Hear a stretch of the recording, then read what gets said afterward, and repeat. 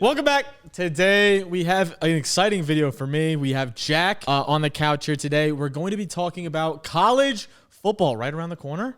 Just days away at this point.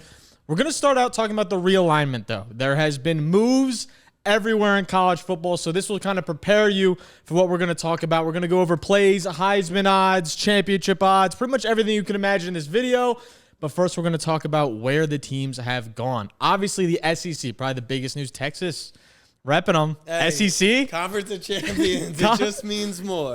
Conference of Champions. Looks like it might be a harder schedule, but that's what you look forward to. Oklahoma also joins the pack there. Obviously, you had UCF, Cincinnati, Houston, BYU, all to that Big 12 conference. American, yeah, don't really care about American. Big 10, though.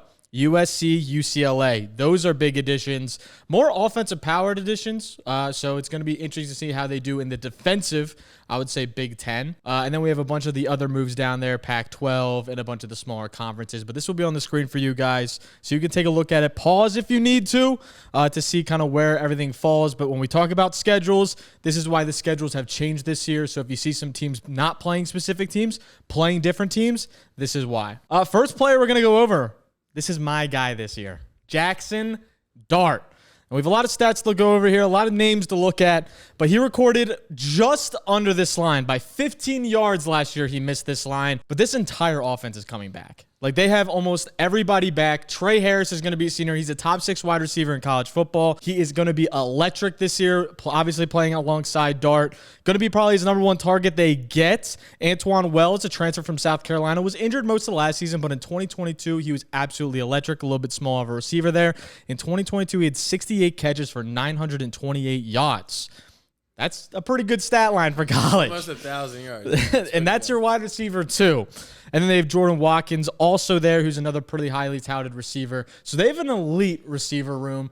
And then we look down there at the O-line. They have 2 juniors coming. They also have 3 seniors, but one of the 2 juniors is going to be the left tackle, and that's Diego Pounds. By the way, that's got to be one of the best names in college. Oh my God, Diego Pounds? Yeah, like no. Jaxson Dart. I mean, yeah, it's all names. A match made in heaven right now, here. They did lose Judkins, right? Yeah. He was the Ole Miss running back. So they did lose an important piece that opens up the passing game, and more importantly, they lose an amazing name as well. But yeah. Diego Pounds is pretty good. Diego Pounds is going to be the left tackle. He's their youngest player. But again, he blocked for the ACC's top passing offense last year, and they were 5th in the nation in rushing, and that was North Carolina. So they get a good transfer in. I'm excited about this O-line. Obviously, the running back room looks a little bit more damaged, but they still have a lot of pieces there. They have 2 senior running backs that are going to take the helm.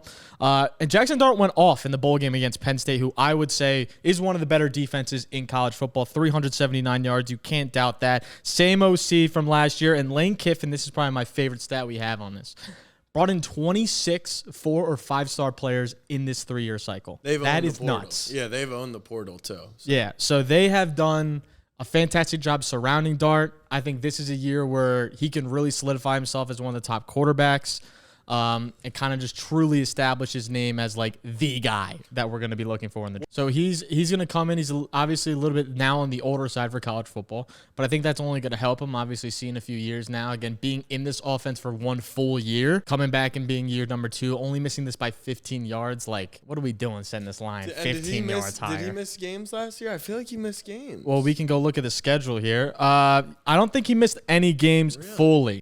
He did play, like, obviously bad against Georgia. Against Mississippi State, he had a low passing total. But, no, he did not miss any games this past season. They only played 12 regular season games last year. How many do they have this year? This year they have, I think, the same. The teams look a lot easier if you're looking at it from comparative. So 3,000 yards divided by 12. You're a math major in college. Yeah, big math major. No, it is 250 a game. 50 into 12 is 600, and then 200. Big math major over here. So 250 a game. You think he can average 250 a game against an SEC schedule? Yeah, and no injuries. I mean, you look at the schedule comparative to last year, right? Obviously, we start with 2 cupcakes. I mean, Tulane wasn't really a cupcake last year, but defensively they are. Furman, Middle Tennessee, Wake Forest, Georgia Southern. Last year, their 4th game was Alabama. So he's already going to start off on a way better note. You would have to assume. And then Kentucky really doesn't scare me this year. Neither does South Carolina. South Carolina lost a lot of pieces in the transfer portal. one of them being to Ole Miss.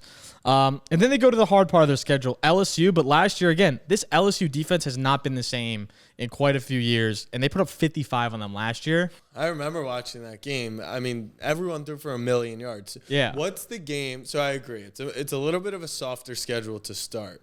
But what are the games once they get into SEC play that you think he can light them up on? I think he can light up. You need 300 yards once you get into that stretch. Yeah, here's another one now that you have Oklahoma. So that's another added game where there's no defense. LSU's defense doesn't scare Oklahoma this year. Because I agree. Last year they were Swiss cheese in the back end, but they have Venables, right? Yep. He's a defensive-minded coach. At some point, they got to improve the defense. You would have said that for the past 12 years, wouldn't you? You would think about it. Them in Oregon, you're like, the defense has to come around eventually. It's tough. I mean, they got a few good pieces here in this coming season. They have now a defensive-minded coach. We'll see really where that takes them from a defensive end. I just don't see a complete 180 turnaround. I think that's asking like a ton, especially going into an SEC schedule. And Ole Miss offensively is such a powerhouse that unless you have the Georgias of the world, Florida even has a good defense. That might be a harder game. Mississippi State's never easy. Unless you have one of those top defenses, I don't think there's going to be almost any defense that can stop a team this well-oiled, this much veteran experience with a quarterback that we know can sling the fucking rock and a great offensive coordinator with obviously Lane Kiffin there as the head coach. It's just going to be tough all around. I'm getting nervous because I look at this and I agree with you that, you know, he's going to have a great season. But if he didn't get there last year, I guess what is the – I know it's only by 15 yards. But then again, like if he misses one game, that's going to really, you know, up what the average is going to have to be. So what do you think – the difference is here that he throws for a couple hundred more yards? I think adding Entre Wells is going to be huge. I think getting a stud number 2 wide receiver compared to last year. Trey Harris now has another year to be another top dog. They have it pretty much their entire O-line back. He's 3 receivers realistically that you put on any other college football team and they could be a wide receiver 1. And that's where it's like he's going to have the talent around him where he can check it down and they can take it 70, 80 yards. And I don't know if he really was doing that last year. And again, he had another great bowl game. I mean, against Penn State, he really lit up this Penn State secondary. Yeah. And he did it mainly through RPOs, corner routes, like quick reads on his first read, second read. He was getting the ball out quick, looked good in the pocket, very comfortable. I think in another year of this offense, like he's going to be able to run it way better than he did last year. I think the main difference is this year, just experience. Experience along with a veteran core is just going to overall help him a ton. Another year under the same offense always helps. No real change there, especially the OC still exact same. I think just overall continuity is going to be massive for him coming this next season. I mean, we don't have his game logs up. Do you know what games he had duds in? Mississippi State. Okay. Georgia. And what's he throwing there for? Like 180? Like, yeah, like around, like, yeah, sub 200. But not like a 130. No, right? He had one game, and I think it was Mississippi State, where he had like an actual dud where I think he threw 91 yards. Wow. Okay. And then do you know what his high upside game was? Like outside of Penn State where he threw like 330. 330. 350s. That's normally like where he will tap out, especially because this is a team where it's like you get up by like 40 and they're going to put backups in. Yeah. They don't need to risk anything, especially with this much NFL talent on this team. Lane Kiffin's smart enough to not risk anything here. Yeah.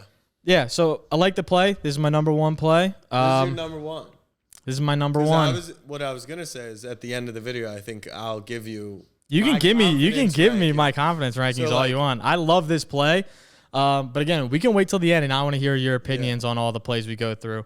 Play number 2 is a high line, but I love it. I love this play, and you're probably like, why? This entire O line is back. They have 3 fullbacks. 2 of them are juniors. 1 of them is a senior this year. They run the most 12, 22, and 32 sets, which means obviously more tight ends, more fullbacks, a.k.a. running backs on the field.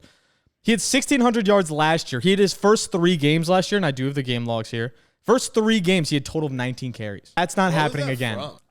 Him splitting time. And I think he got injured in the USA game. That's interesting. Like, a player of his talent, it's tough to remember because by the end of it, he was just cooking. But he was in a split backfield. Okay. So you look at that, and he starts out really slow. 19 total, that's not happening. And he still finished with 1,600. And this is why it's like you put the line at 1,400, and you give him a 3-game buffer pretty much. If you say he gets injured for 3 games, roughly that's where he would be. 3 for 12, 9 for 53, 7 for 44. That's nothing compared to him.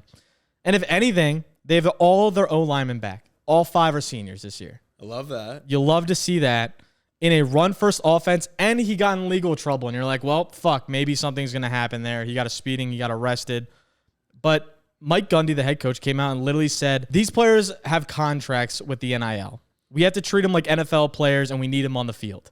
He's going to be playing week 1. So I have no doubt in my mind that they are going to feed this man the rock as much as possible. He's trying to get him in the NFL. He knows he can be a top overall pick. He's their best player by far on this team when you look at the roster.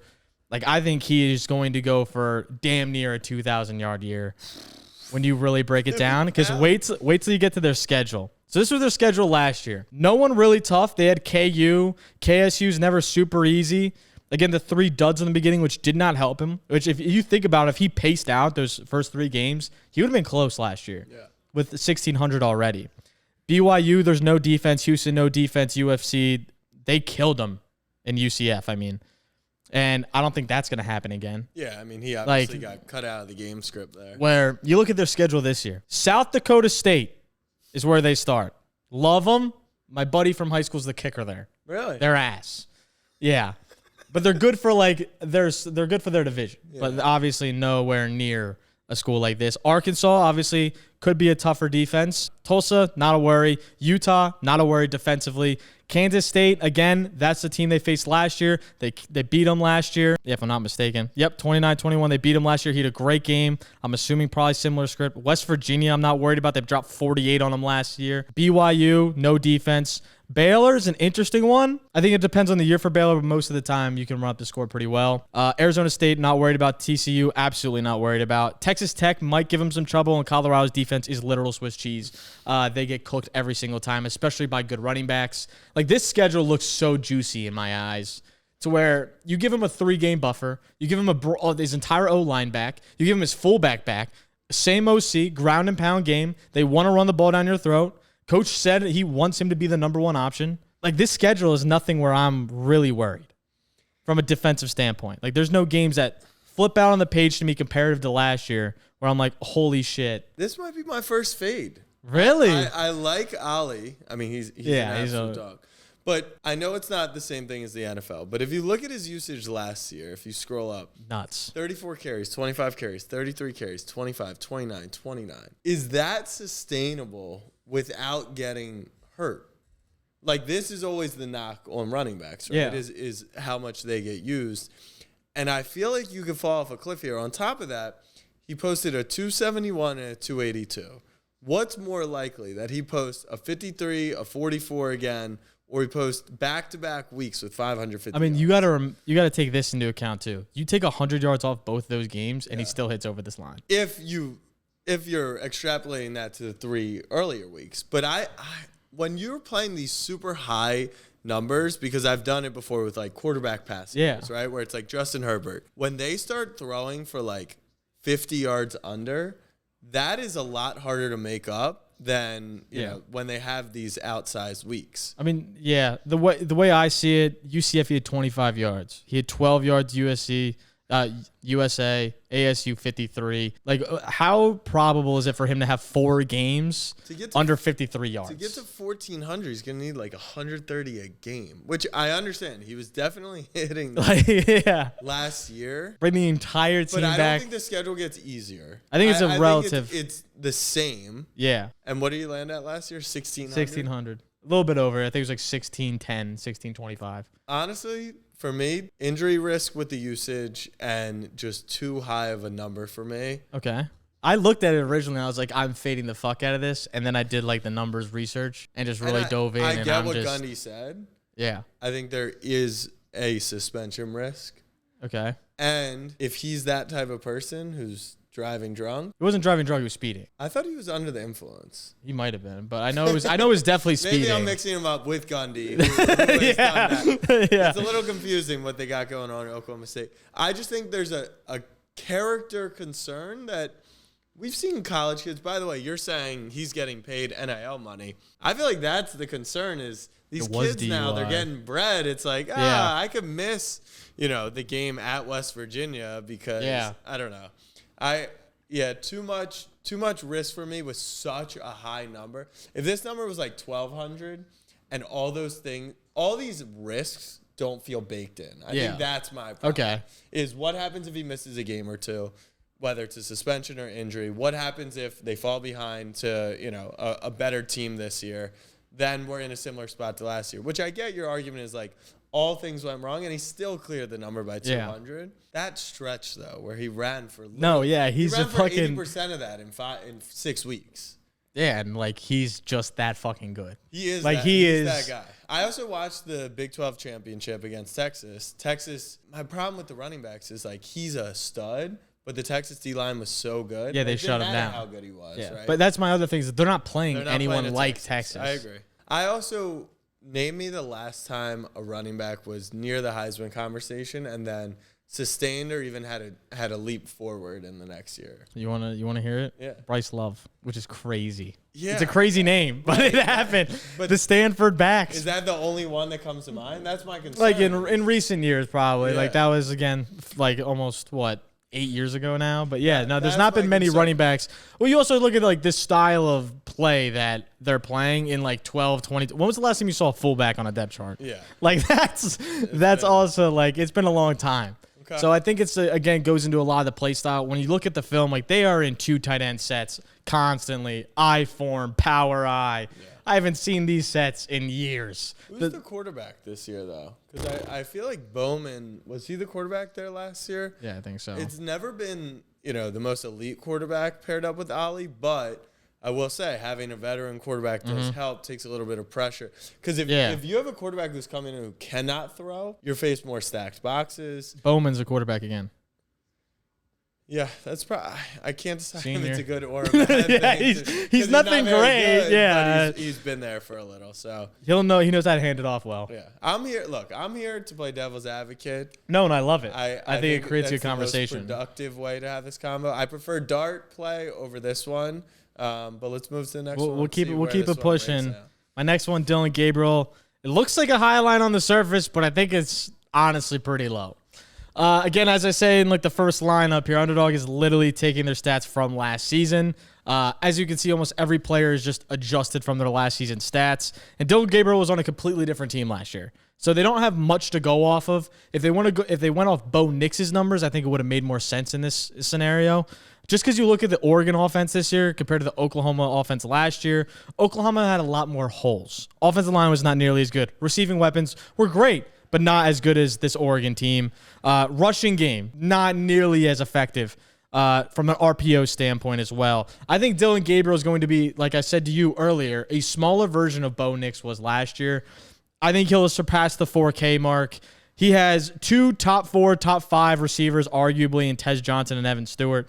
Like, they are elite players at their level. Obviously, Stewart has way more potential than he does actual numbers behind him so far, but I think he's a talent to where he can prove damn near anything. Tez is a smaller receiver, only 160 pounds, but his slot game is nuts. His route running, his release. He's like one of my favorite players out of this coming class that's going to be coming in the NFL. O-line, 3 seniors return, 1 junior, and there's 1 sophomore, but he was an All-American true freshman, according to 24/7 Sports. He also only allowed 5 sacks in 413 snaps. That's very good. So, very good sophomore starter, playing his freshman year, coming in, so he'll have still experience. The O-line is still good. And obviously, Gabriel himself has played really good in the past. Obviously, Trayshawn Holden's another dynamic option there at the wide receiver 3 option. But when we get into schedule here, and we have his box score here, last season dominated in most games. He had his few like lower side games of SMU, only 176 yards. He had 191 versus BYU, 171 versus Kansas. Now again, a different scheme. So how much we play into that is I don't put a lot of weight into it, but again, I think his upside games are exactly where Bo Nix was last year. And honestly, I kind of like the schedule this year once we dive in. Idaho and Boise. I feel like this schedule is going to be interesting, right? Because Oregon's going to play a more competitive schedule. But then you have some games because of the way they dominated that he only threw 19 passes. Well, they didn't even dominate Kansas, but he only threw 19 times. He only threw 21 against BYU. Did that happen last year for Oregon? No. Like Bo Nix is RPOing. There's a read pass option on almost every play for Oregon. unless it's an inside zone or a zone scheme that is like completely based off that, which honestly isn't that often because it puts those linebackers in a bind. And that's what Oregon does so well, is manipulate the linebackers to where it makes it for an open box, which is why Bucky had such a good year rushing. When Bucky, I don't think realistically we all could say is an elite rushing back. Right. But for him to have such a good year, I think is completely from the scheme. And I think Bo Nix is the kind of the same way. He threw a fuck ton of slants. And Troy Franklin was great. He wasn't even the best receiver on this team. Right. Tez is. And he's going to do the same thing this year where he'll take a slant 50 yards just because he's that good. Same thing with Evan. Now you add Evan Stewart, again, former Texas A&M Aggie, 5-star recruit, elite player. He could do the same thing. And he's more like you can go up and get it type of kid too. So they play Idaho, Boise State, Oregon State, UCLA right off the rip. Oregon State will give them some trouble just because it's probably a rivalry. Yeah. But that's a joke from like a defensive standpoint. Those first 4 games, he might throw for fucking 400 each game. Like Idaho, he will probably be out by halftime.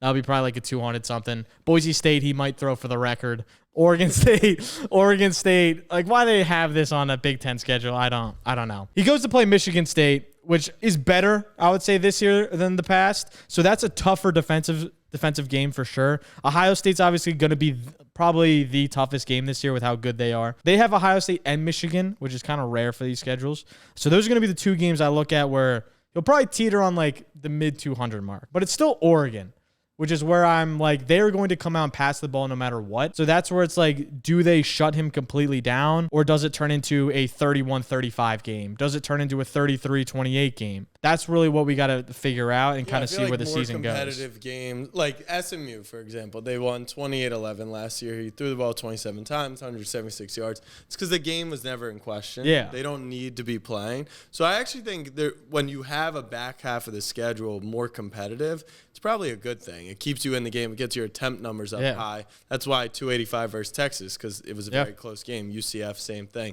Now, I actually think one thing to point out on the schedule is you get Ohio State at home, no cross-country travel. Michigan State at home, no cross-country travel.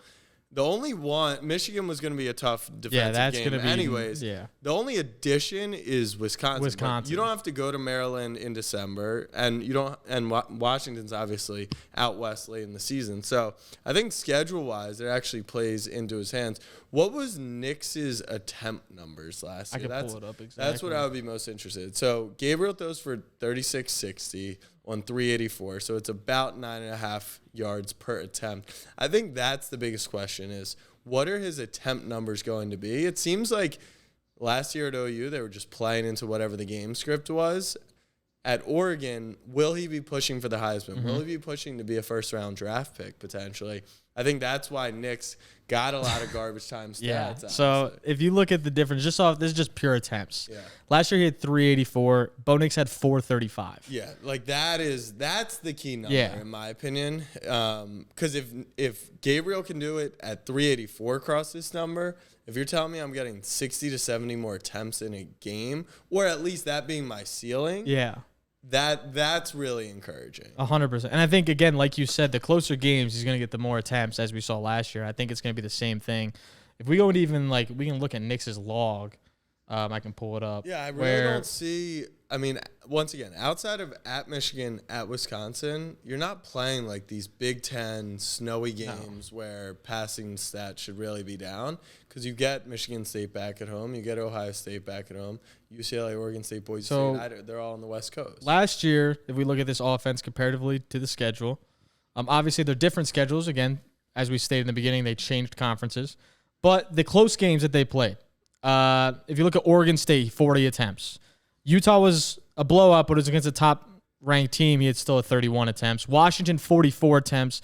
Washington, the second time, 34 attempps. There's only, I think, I'm looking at the schedule, there's only a few games where he had less than 30. And that was like Washington State, where they blew him out. Hawaii, where he had 27, but still had 300 yards. Got to how many yards? 4,100. 4,150. So it's like I mean, this average is under 300 a game, which 300 a game is still a lot. But the schedule, I've always said this about the Big Ten. Big Ten is not a difficult conference. The top teams, which they only play, by the way, when you get to Michigan at number 9 at that point in the season, they might be unranked. Yeah, they might not be a good team this season. They should still have a good defense. Ohio State's the one where I'm really like, that's going to be Washington's not ranked this season?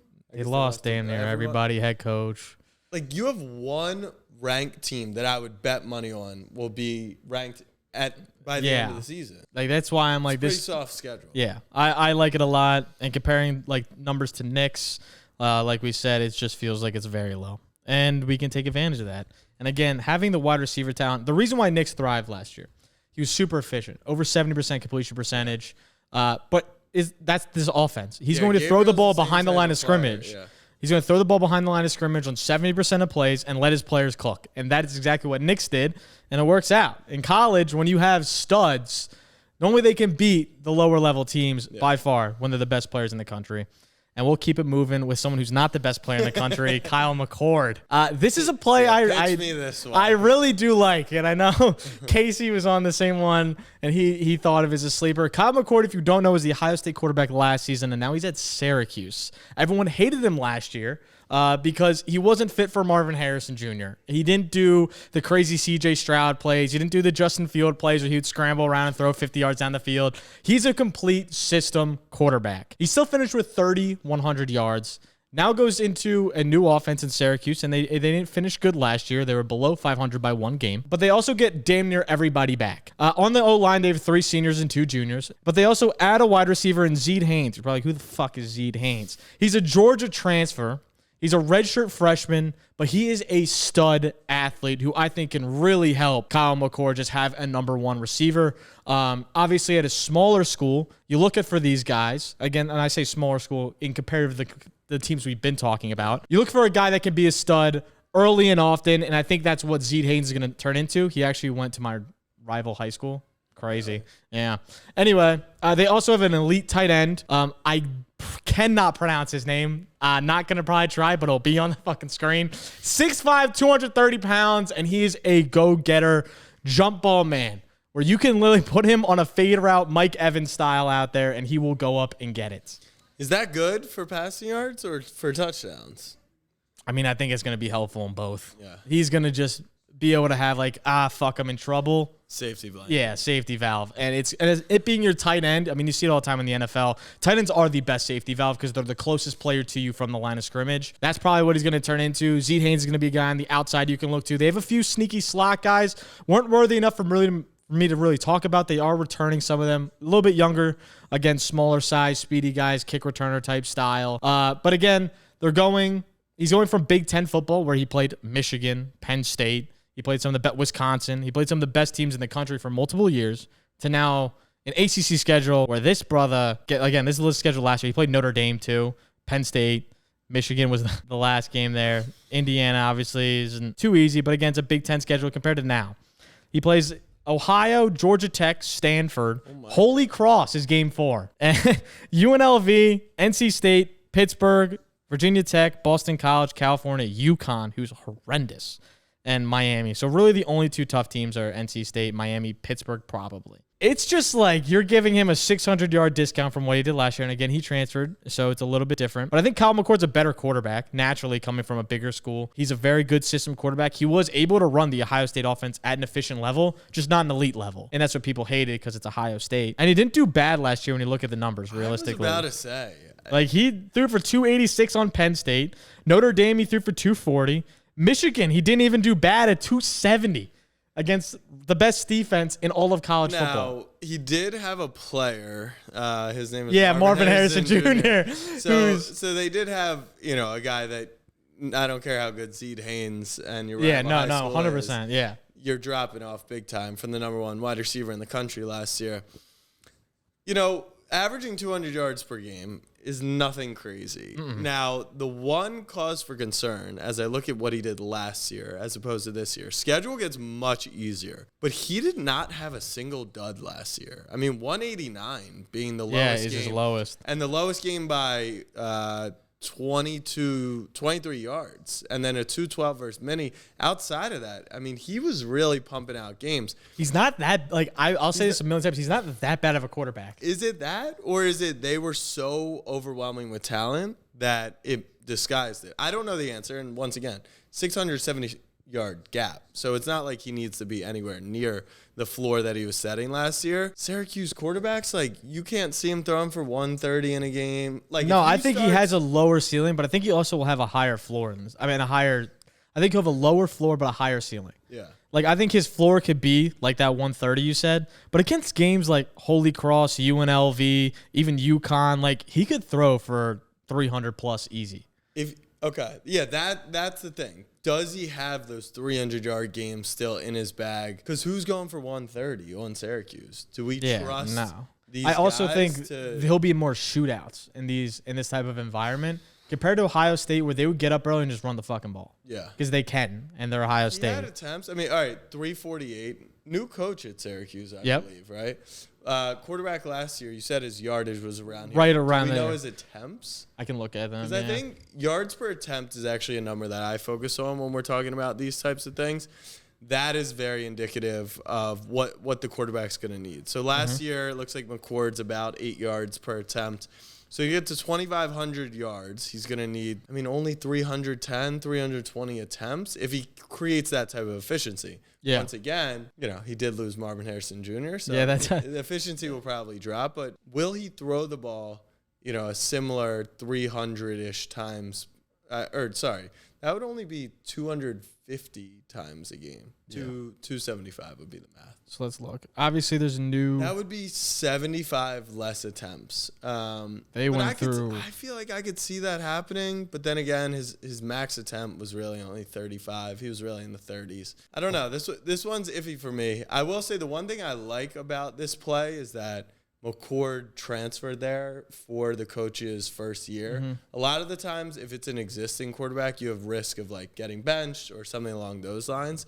I don't really see McCord getting benched in this situation because he kind of recruited him to come be his quarterback. Yeah, so Garrett Strader last year was on pace for a good. He played 11 games. They had a quarterback carousel pretty much after that. After I guess he got injured, he had 1,600 yards in 11 games. Injured through a few of those. But he had 214 attempts. There was another guy, Carlos Del Rio Wilson, had 51 attempts. Dan Valeria had 33 attempts. Brandon Davis had 14 attempts. So there was an absolute carousel here, and they all combined for a little over 2,000 yards. Let me look at the new coach coming in, and we'll see the difference in there. Obviously, that's going to be a big difference. That only adds up to about 300 attempts, which would still get you there if he can keep, an 8 yard per attempt. 1,500 yards, that's pretty low. The quarterback was averaging 140 yards a game, but then again, that's why they fired. That's why they fired a coach and got a new quarterback. He was serving as a running back coach for the New York Giants. Boasts of 14 seasons in the NFL across 5 franchises. His collegiate stops were at Baylor and Temple. Again, as a running back coach, I don't really know much about him. Does that make you nervous? A running back coach maybe leaning on, he was there for the. So he was the running back coach for Saquon's first year. 2018 when he was fucking a 2K player. Maybe we should most of that's through the air.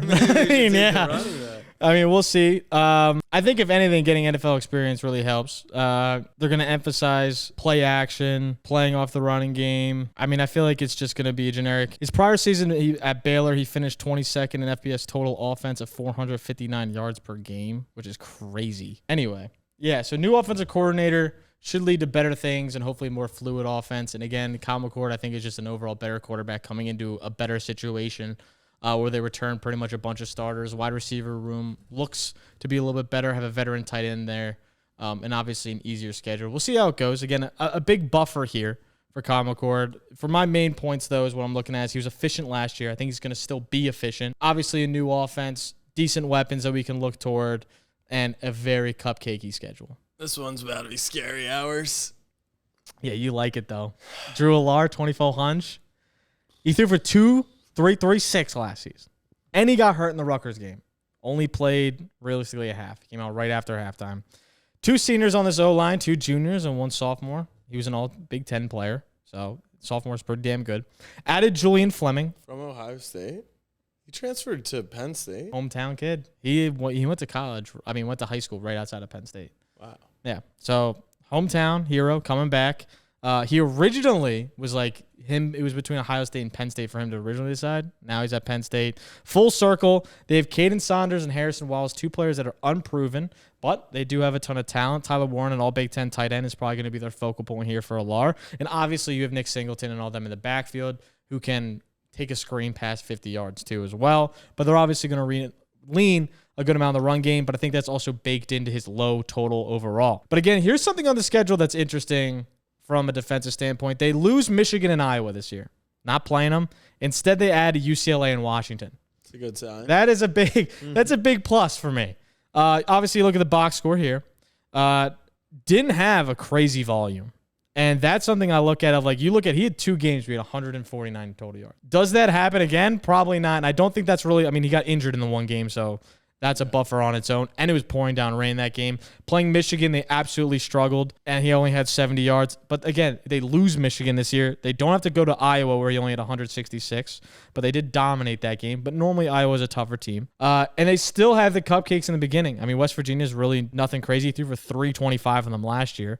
Bowling Green's a light name. Kent State. Illinois didn't give them any trouble last season. UCLA has a cupcake defense per usual. USC, as we know, for the millionth year in a row, cannot stop a soul. And then Wisconsin's going to be obviously a toughie. How'd they do last year? Last year they didn't play Wisconsin, so that'll be an interesting matchup at Wisconsin. Ohio State, obviously going to be tough, but the volume was there, 42 attempts. So we look at that as a positive sign. Maybe he gets back there. Washington lost about damn near everybody.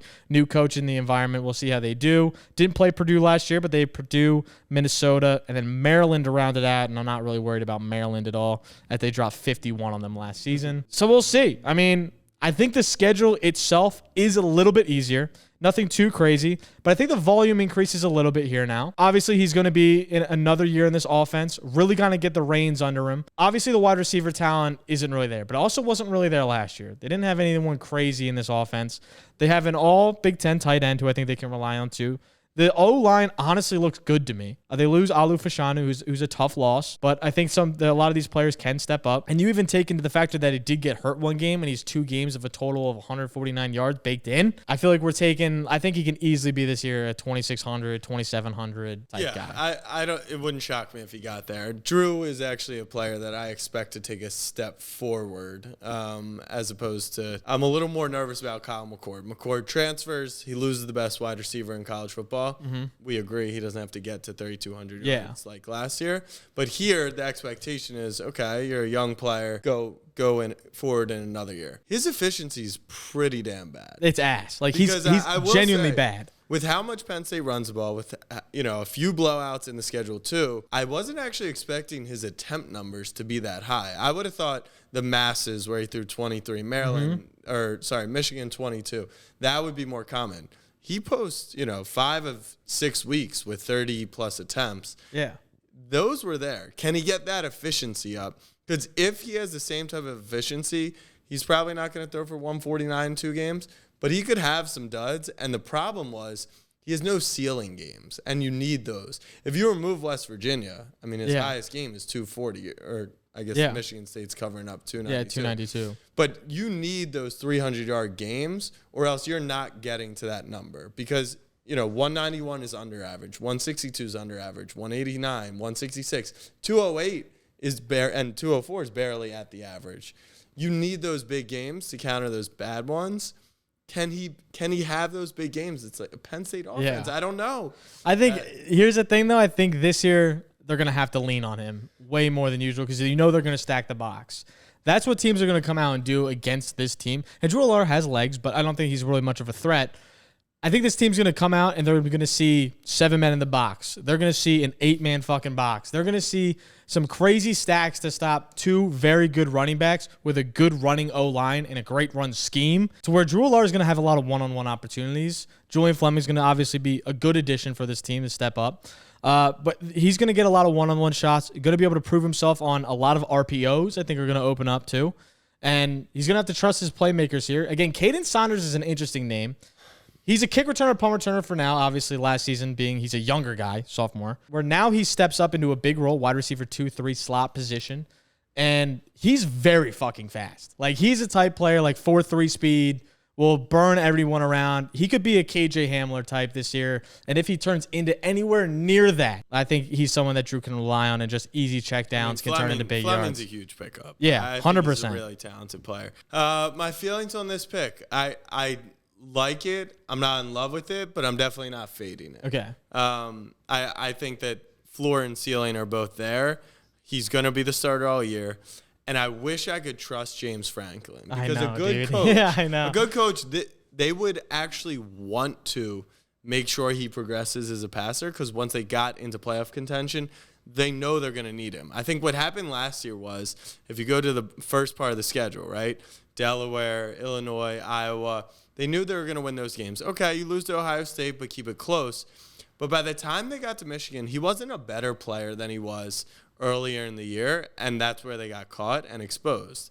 Can Franklin actually improve him over the course of the year and make him throw the ball more, because they know they're going to need him when they fall behind in a game? I just don't know if I can trust him. If I could, I would love it. Because I can't, it's James Franklin. It is James Franklin. I'm not a James Franklin fan, but you got to trust him in this scenario. When you have so low for it's starting, especially like, and he's a good from a talent perspective, he's very, very good. I also think you get people remembering the Michigan game. Oh yeah, 100%. And they're like, he's the worst quarterback ever. It's like, yeah, he's not the worst quarterback ever. He had a bad game though. Yeah, I mean, he had about 200 yards versus Ole Miss too, and it was a very inefficient game. The game was a mess. So I think that's another thing, just ringing in people's memories.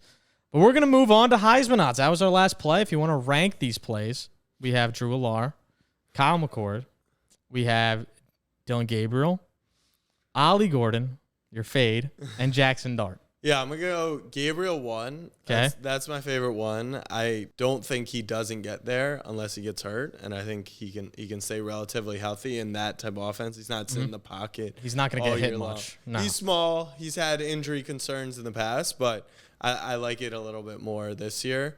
I like Dart at 2. I think the play there is smart. Another guy who should take a leap. Has, games where he's throwing a ton and that team's ultra talented. I like Drew at 3 personally. Okay. I think that's the third best play. What's the fourth one here? McCord and Ollie. McCord. Yeah, I would say McCord at 4 just because it's such a big drop off. I mean, you're literally losing the best player. Yeah, the best player. Country. Yeah. You're going into a new system. You got to learn that. So the inconsistency, the gap between what he did last year this year is why I think this is so appealing. And like I said, like Drew, I wouldn't fade this. But, would it shock me if McCord, threw for 1,800 yards and stunk? It wouldn't shock me. And then last, the Ollie Gordon, which it's never fun to fade who's the most talented player. He's probably talent-wise might be number one. and if he plays 12 football games and runs for 120 a game, would that shock me? Of course not. But I think there's so much risk involved that I don't want to play a number that high. I wish it was a little more baked in, and we're at like a 1,200. I wish it was a fishy line. This seems like a fair line. Yeah, and it's like too fair that I want to be on the other side of it. Yeah, 100%.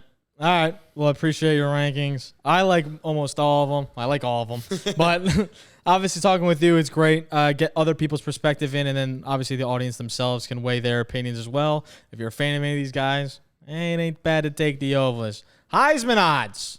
Got a lot of them here. We have the opening odds to our right, and we have the closing odds or current odds right in front of us here to the left side of it. Dillion Gabriel, the guy I just yapped about, is leading the pack. Oregon comes in as one of the top-ranked teams. I think they're number 3 in the country, if I'm not mistaken. Carson Beck is right behind him with Georgia, who's obviously going to do some damage. And your guy, Quinn Ewers. How do you feel about that? Not my pick.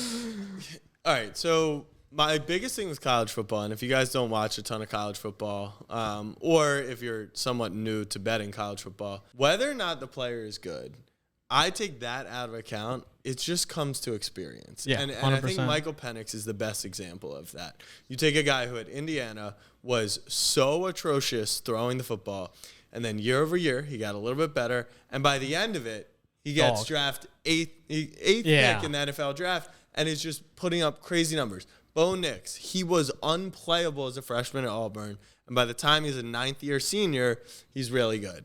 Quinn, hyper-talented quarterback like all those other guys, and now is going to be playing in what's really, call it his third or fourth year of college football, depending on how you want to slice that. Yeah.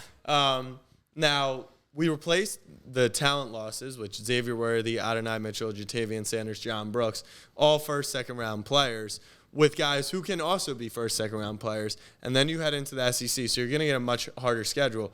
But you take all those losses, all those changes, and you get a better O-line, and you get another year under your belt. And that's the big difference for me, is he's got another year. I don't think he's going to win the Heisman. That's not the pick I would make.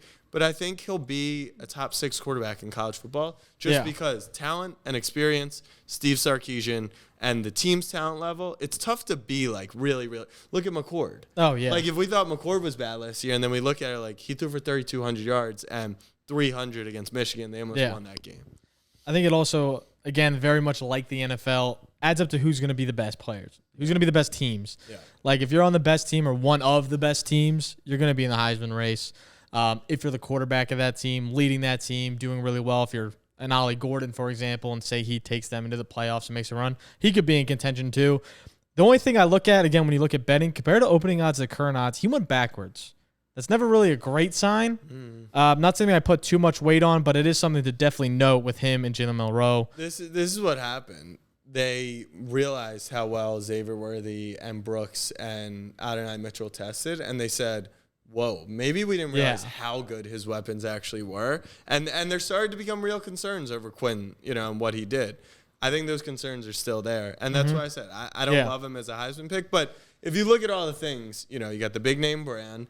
He's the cover of College Football 25. He's got the talent. He's got, all these things. He'd be a media pick for sure. But in the same vein, people are going to try and push him out and get Arch Manning playing. Because Arch Manning is just... he has no chance of playing this year. Quinn's going to be the guy. Maybe. No chance. Maybe. No chance. In blowouts, but besides that, no chance. It'll be interesting to see. Never pray for an injury, but some Texas fans would love to see it. Who would you say is the best value here? Who are you leaning towards? I have a few names that I really like is like deep dark horse shots. I like Avery Johnson as a dark horse shot.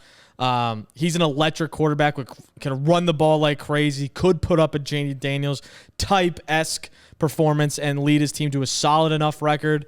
So that's not a bad shout. We talked about Drew Allar. I don't think he's going to be in the conversation there. Riley Leonard's another interesting one. He could lead a good squad. Should be able to put up decent stats. And then we look at Garrett Nussmeier, obviously LSU. Should be interesting there. But I think my main one that I'm going with, Jaxson Dart, is going to be my guy. I think he's going to put up an elite season. They're going to be in the playoff. Ooh, harsh cut. I understand the audio just cut out entirely from me and Jack's conversation, sadly. But I wanted to wrap up everything really quick and go over exactly what we talked about. And I was in the middle of my Jaxson Dart spiel.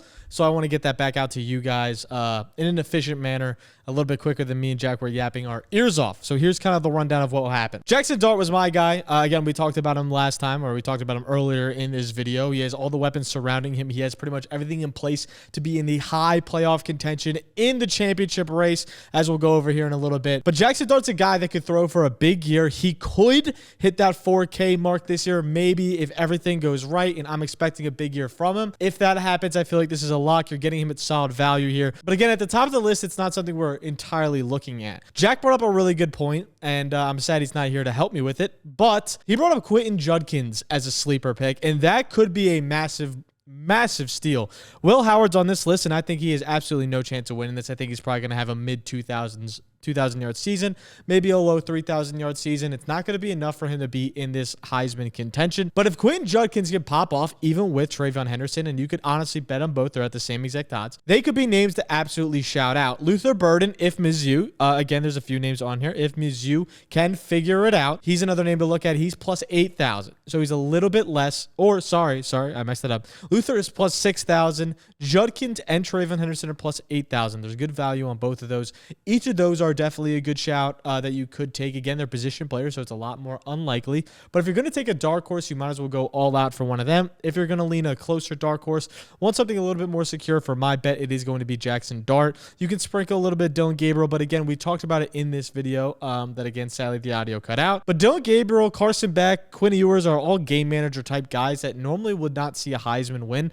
Like, you're not going to give it to Mac Jones. Mac Jones is not a player that you want to give the Heisman to because he can run the offense, right? He can win you a national championship, but he wasn't wowing you by doing anything. His stats weren't popping off the page. That's kind of the same vibe we get from all these players. Jalen Milroe would be the only person I could see really in this top 4 doing anything with that. Jaxson Dart, again, could pop off the page. He's an electric player. He is someone that definitely could win it. Will Howard, we don't see much credit to. The other dark horse I had was Garrett Nussmeier. Obviously now at LSU could do something. Riley Leonard taking over Notre Dame. I don't see that happening either. Avery Johnson, like I said earlier, is a good shout. Again, he's a scrambling type quarterback who could make some crazy runs, could have a crazy year if KSU can do anything with it. He could be another shout. Shador, we don't think he has much of a shot. Brady Cook, Drew Allar, all of them, Sally, are just too far out the window. Going on to the other thing we talked about, and that's national championship odds.